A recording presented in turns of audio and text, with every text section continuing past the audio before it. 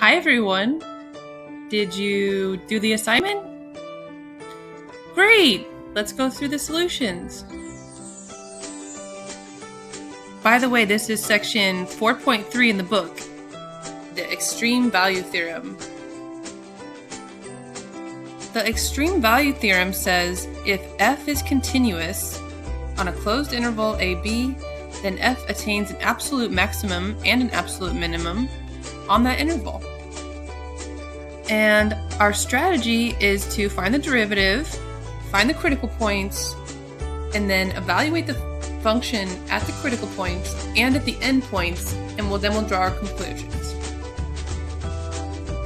Okay, I hope the visual problems went okay for everyone. I put a star at what looked to me to be the maximum y value, and I put a circle at what appeared to be the minimum y value. And here are the other visual problems. And notice the one in the middle, it looks like a flat line, so every x value gives the absolute maximum and absolute minimum y value. Okay, the first problem. So first, on the left, I'm taking the derivative. So I took the derivative, used the power rule. Of course, the derivative of a constant is 0, so the derivative is 2x, set it equal to 0. So my critical point is 0, and then I evaluate the function at the endpoints, -1, and the critical point, endpoint 4, and the critical point with a maximum value of 19 and a min value of 3. Okay, here the derivative is -2x plus 3, set it equal to 0, solve for x and get 3/2.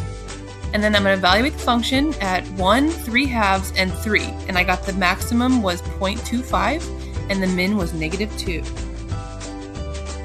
Here I took the derivative and notice how the constants canceled out, and I had a nice derivative, set it equal to 0, and I got two critical points, -3 and 2. Evaluate the function at -4, -3, 2, and 3. I got the absolute max at 10.6 around, and the absolute min at about -7.3.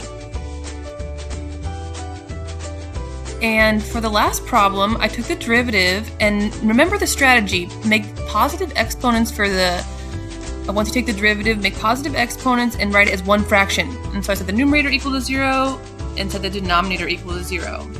Anyway, the only critical point I got was 1 in the interval, and so I evaluate the function at 1, which also happens to be an endpoint, and the function at 3, and I got the absolute min was -2, and the absolute max was 2.76.